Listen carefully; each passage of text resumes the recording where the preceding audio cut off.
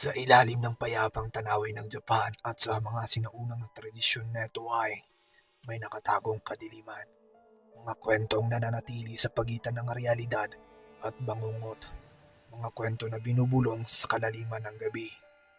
Isang lihim na napaka-horrifying, kaya ibinuon ito sa ilalim ng mga patong-patong na katahimikan at ang mga kapalaran ng mga iniwan sa kabundukan, mga iniwan para maglaho na parang ulap.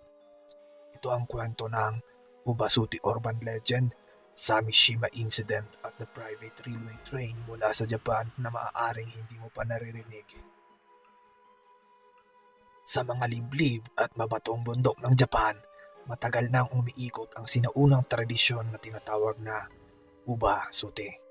Isang nakakatakot na ritual kung saan ang matatanda ay iniiwan sa kagubatan, iniiwan sa dilim at lamig upang ang kanilang pamilya ay mabuhay. Maraming kwento at mga anino ng matataas na puno, mga kwentong bumabalot sa bawat yapak at hagikik ng hangin. Sa gabing ito, samahan niyo akong tuklasin ang isang kwento na hindi lamang tungkol sa takot, kundi sa sakripisyong tinatago ng bawat henerasyon at sa mga kaluluwang hindi kailanman nakabalik sa kanilang tahanan. Narito ang kampana. May mga kalsada sa Japan na walang patutunguhan, mga paikot-ikot na daan sa kabundukan kung saan manipis ang hangin at ang katahimikan ay dumidiin sa iyong balat. Parang isang babala, mga daang dinaraanan pa rin ng mga nakalimutan. At ito ang kwento ng Ubasute, ang praktis ng pag-abandona sa matatanda sa kabundukan. Ito ay kwento ng kaligtasan at kalupitan ng mga multo at pagsisisi. At sabi ng ilan, kahit ngayon, ang mga iniwan noon ay gumagala pa rin sa mga daan tuwing gabi. Naghihintay ng isang taong mag-uuwi sa kanila. Ang urban legend ng Ubasuti ay isang kwento. Sa mga panahon, ang mga pamilya ay hindi na kayang alagaan ang kanilang tumatandang kamag-anak at dinadala sila sa kabundukan at iniiwan doon upang mamatay. Ganito ang sabi ng kwento, kapag ang isang magulang o lolo't lola ay magiging masyado ng matanda, masyado ng mahina o masyado ng pabigat, ang anak na lalaki ay bubuhatin sila sa kanyang likod at iaakyat sa mataas na parte ng kabundukan at sa madilim na parte nito. Kapag nakarating na sila sa isang lugar na malayo mula sa nayon, kung saan walang makakarinig ng kanilang mga sigaw, ibinababa nila ang matanda at umaalis. Ang mga matatanda ay iniiwan at nag-iisa ay kadalasang namamatay sa gutom o ginaw o naglalaho sa mga anino ng kagubatan. May mga ilang nayon na tinatawag ang mga lugar na iyon at ito ang pangalan, Ubasotiyama o bundok kung saan iniiwan ang matatanda. Marami ang nagsasabing sa isang lugar ay maririnig mo pa rin ang kanilang mga tinig na tumatawag kasabay ng hangin. At kung sakaling mapadpad ka sa isang tahimik na kalsadang bundok sa gabi, maaaring may makita kang kakaiba. Isang matandang babae na naglalakad mag-isa.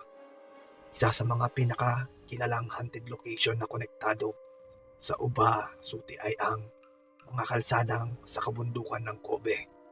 Madalas makita ang Kobe bilang isang modernong urban city. Ngunit ang mga nakapaligid nitong bundok ay mas madilim na kasaysayan. Isang gabi, isang lalaki at ang kanyang kaibigan ay nagmamaneho sa isang kalsadang bundok 2:00 ng umaga nang may makita silang kakaiba. Isang matandang babae na naglalakad nang hindi matatag sa gilid ng daan. Magulo at gusot ang kanyang buhok. Mabagal at hindi pantay ang kanyang mga hakbang na para bang maaari siyang gumuho anumang sandali. Ang weird, bakit may matandang babae dito sa ganitong oras ng gabi? Bulong ng kaibigan ng driver. Nag-alala na baka naligaw o may sakit ang matanda. Nagpasya silang ibalik ang sasakyan para tignan siya. Pero pagbalik nila, wala na siya. Naglaho. Mabagal maglakad ang matanda.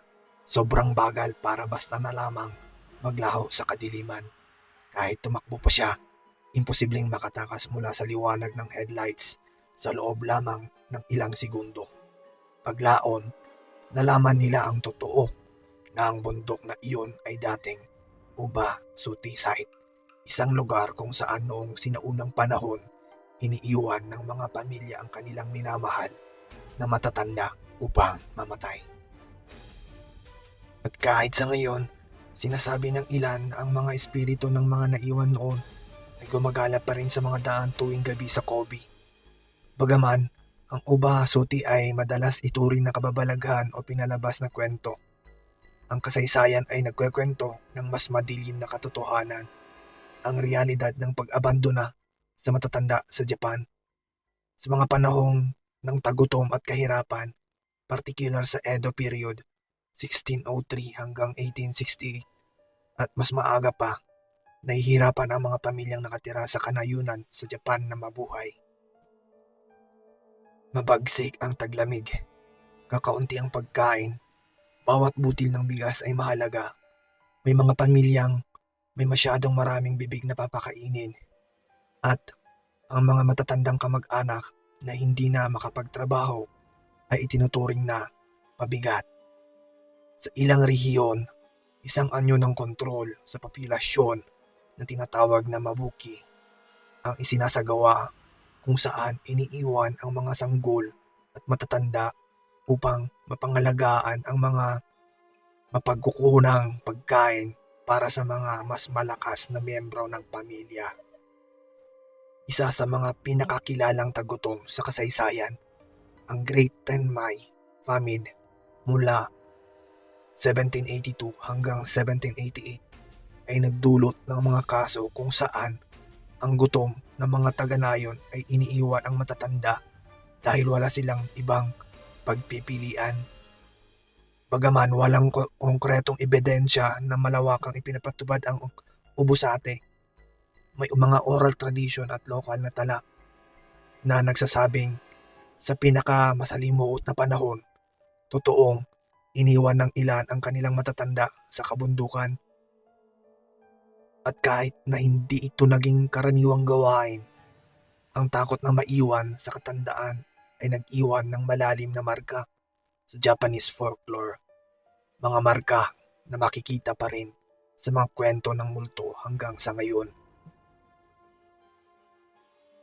Sinasabing sa mga bundok kung saan minsang isinagawa ang Uba Suti ay maaari pa rin gumala ang mga espiritu ng mga iniwan.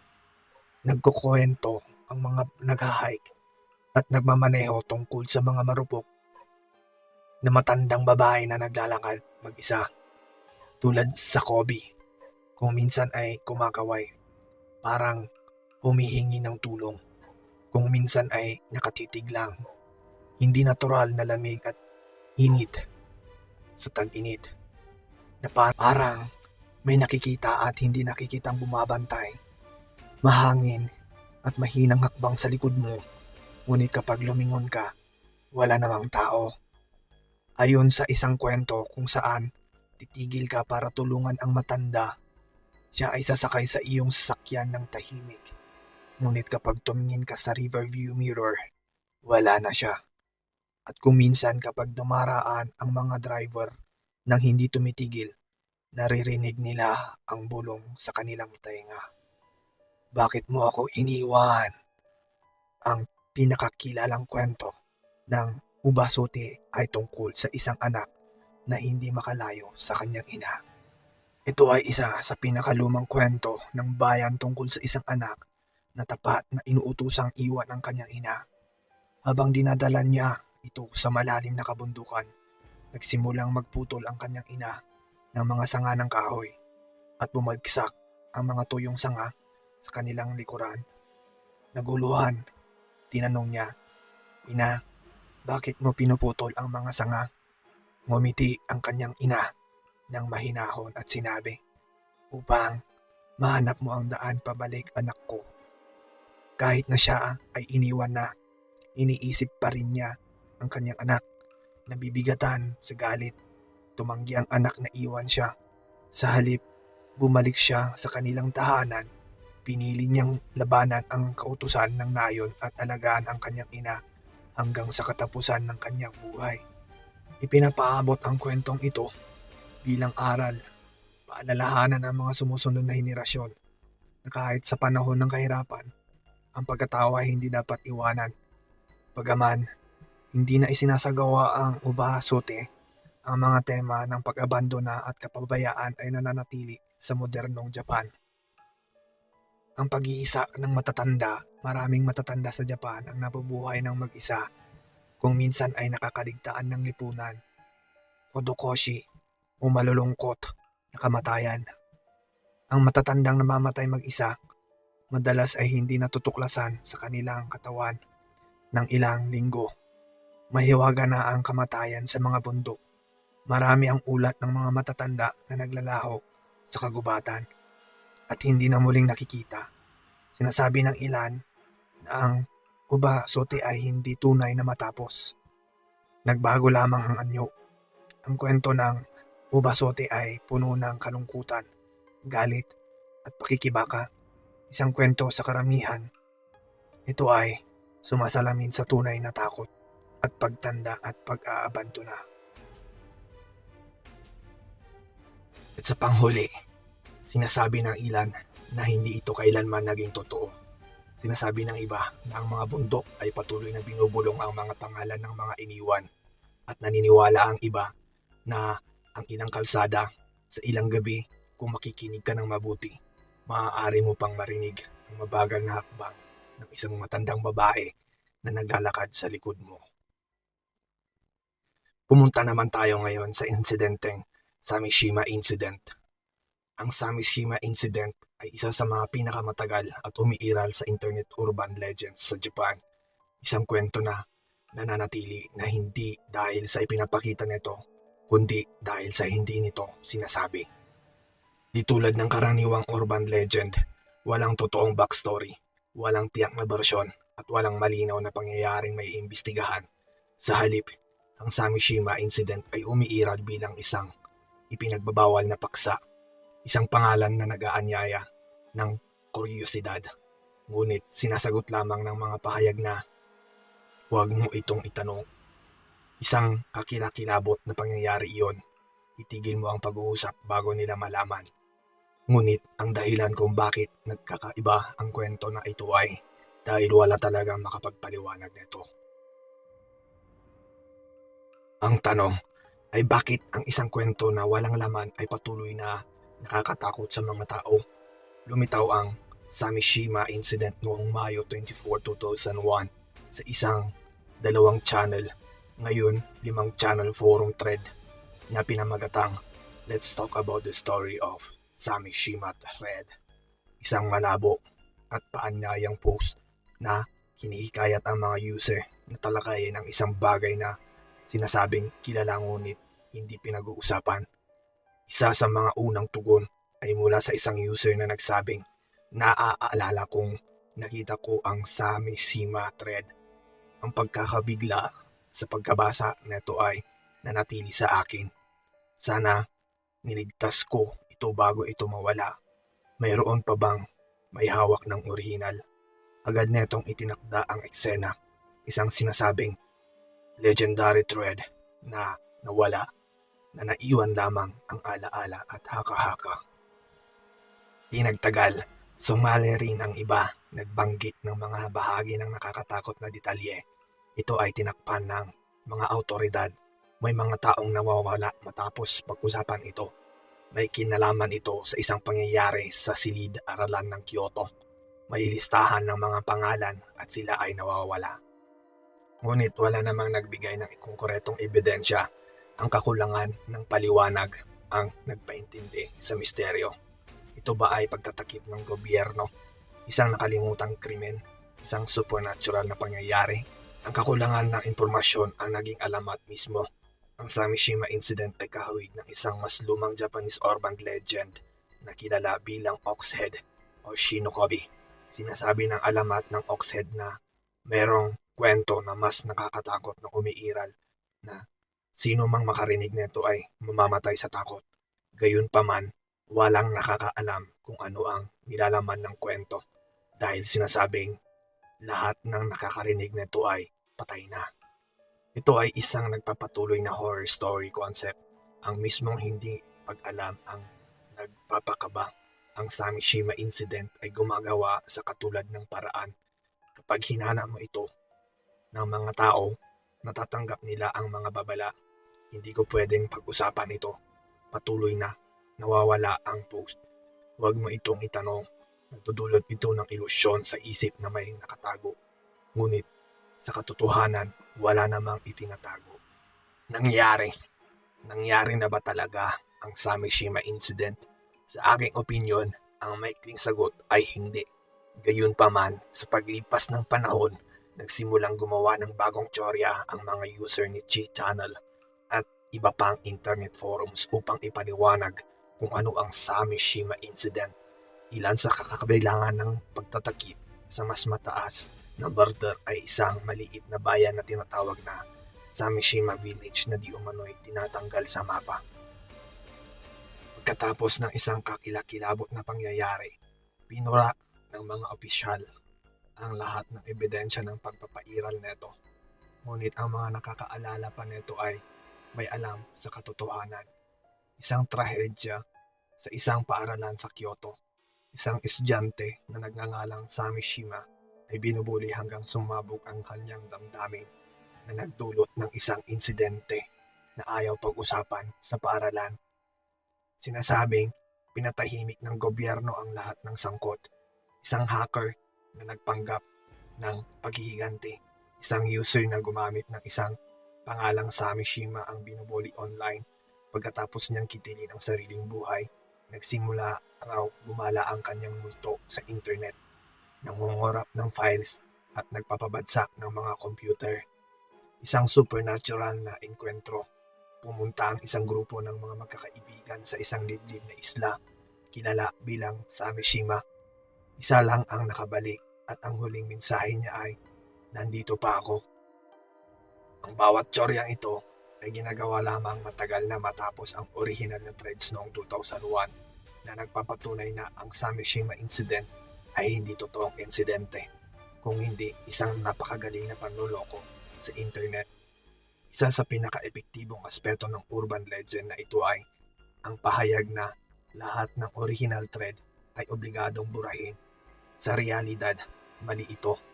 Automatikong nag-i-expire at nabubura ang mga lumang ni channel threads kung hindi i-archive. Gayunpaman, ininterpret ito ng mga user bilang patunay na may nag-censor na ito. Nagbunsod ito ng mga conspiracy tulad ng pinilit ang ni channel na burahin ang lahat ng usapan tungkol dito. May mga journalist na nagtangkang imbestigahan ito pero bigla raw silang nawawala. Ang mga naka-archive na record ng thread ay patuloy na naglalaho. Pinalakas ng mga claim na ito ang istorya na nagpaparamdam na isa itong bawal na katotohanan kahit sa katotohanan, isa lang itong nag-expired na joke thread. Kahit paglipas ng 20 taon, tumatangging mamatay ang Samishima incident. Nagbago na ito sa mga modernong bersyon, kabilang ang isang corrupted na Wikipedia page. May ilan na nagsasabing anumang Wikipedia page sa Samishima ay misteryosong nabubura.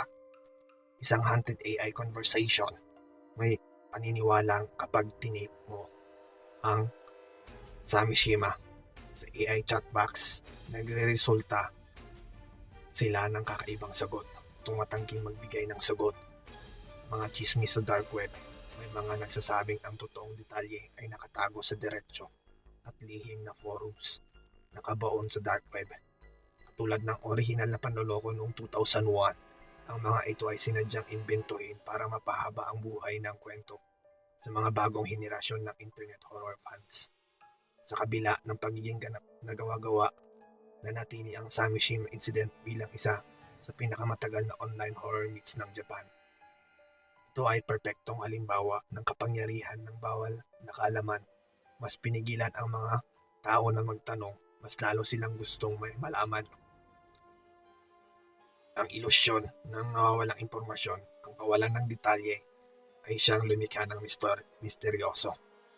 Ang kakayahan ng internet na pamanatilihin ang mga alamat, patuloy itong natutuklasan ng mga bagong henerasyon at umiikot ang kwento muli at muli.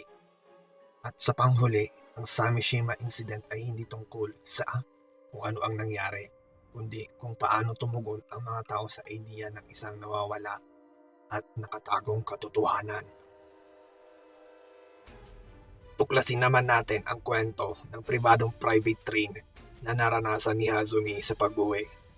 Isang detalyadong kalaman o isang kwento lang, gaya ng sinabi ko, o marahil matagumpay na binura ang katotohanan mula sa kasaysayan at naiwan na lang ay ang mga alingaungaw ng mga taong pilit na nagtatangkang alalahanin ito.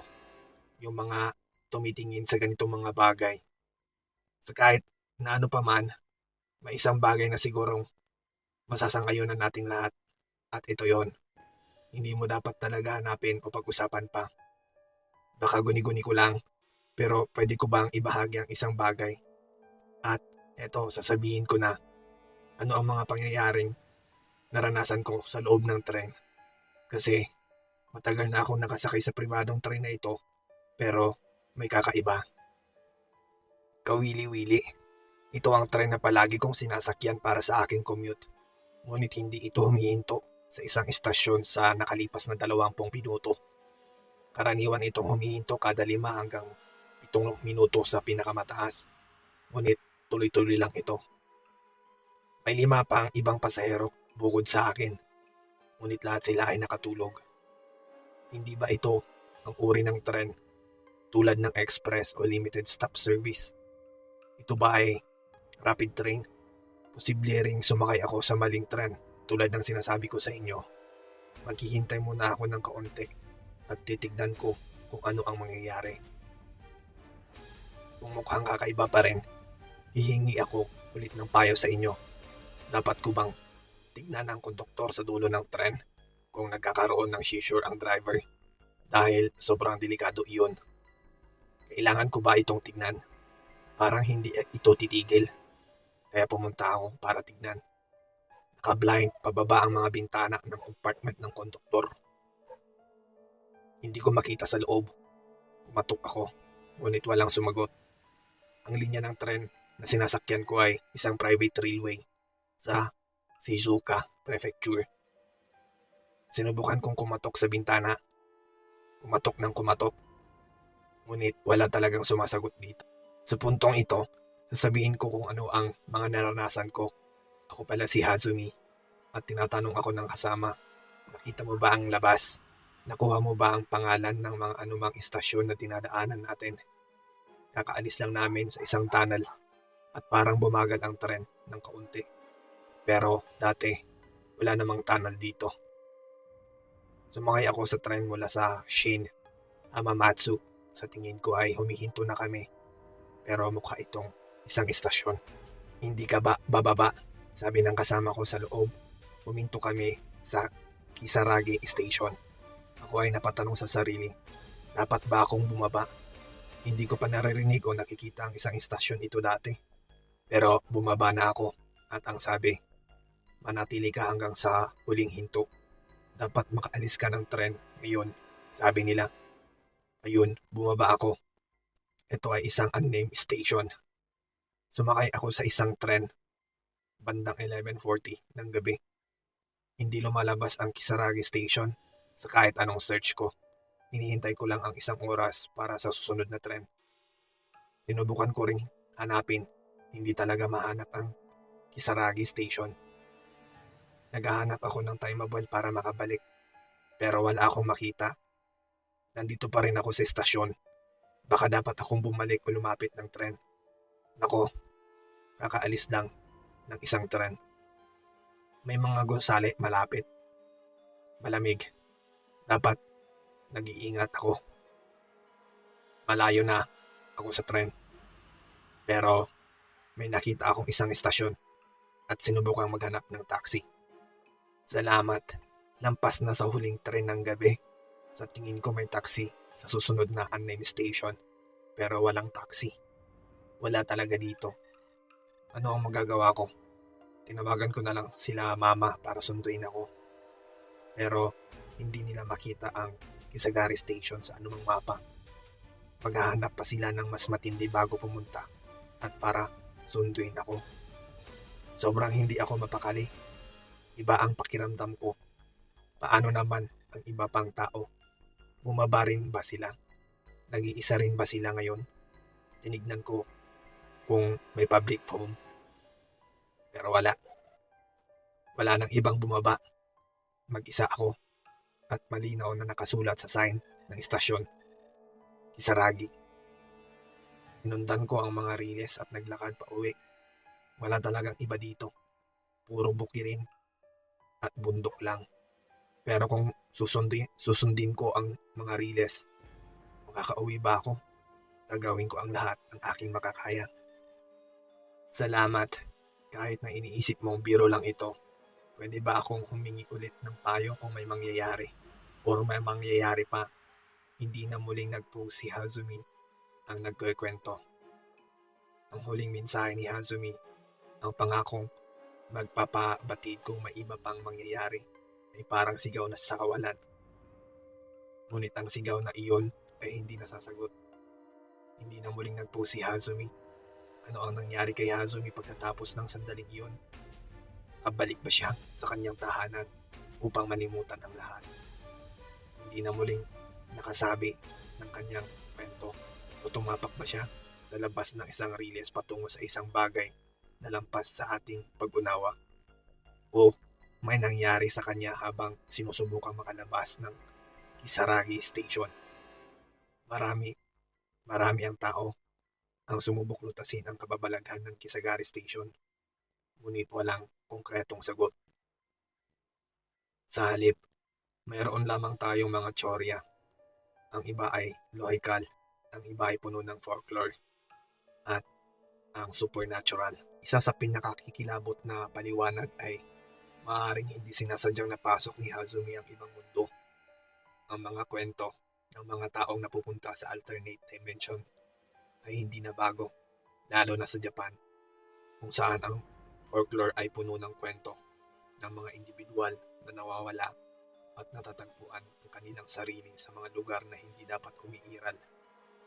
Ang tanod, ang hindi pamilyar na estasyon, ang kawalan ng kakayahang makipag-ugnayan para humingi ng tulong. Ang mga detalye na ito ay kahawig ng Kamikakushi, ang sinaunang paniniwala na maaaring dukutin ng mga Diyos o Espiritu ang mga tao at dalhin sila sa mga lugar kung saan iba ang takbo ng oras at espasyo. Kung ito ang nangyari kay Hazumi, maaaring hindi siya tunay na naglaho. Paano na lang natin malalaman? Posible bang hindi sinasadyang sumakay ni Hazumi sa isang ghost train? Ang konsepto ng expector trains ay laganap sa urban legend sa buong mundo. Sa ilang bersyon, ang mga sumasakay sa ganitong tren ay nakatadhana na sakyan ito magpakailanman. Sa iba naman, ibinababa sila sa mga ghostly station. Hindi na sila nakakabalik. May ilan na nagtatanong kung ang Kisaragi Station ay isa sa mga mawawalang hinto na lumalabas lamang sa mga taong nakatadhana para makita ito. May pagpipilian si Hazumi na manatili sa tren o bumaba sa platform. Sa paggawa ng kanyang desisyon, binalot ba niya ang kanyang sariling kapalaran? Sinasabi ni Hazumi na siya ay sumakay sa isang private railway line sa Shizuoka na nagsimula mula sa Shimamatsu Station. Gayunpaman, walang estasyong may pangalang Kisaragi sa kahit anong mapa. May ilang researcher na sinubukang tukuyin ang posibleng lokasyon. Maaari bang maling narinig na pangalan, isang nakalimutang decommission stop, o isang mas nakakatakot na bagay? Isa sa mga lugar na umiiral lamang kapag hindi mo ito hinahanap.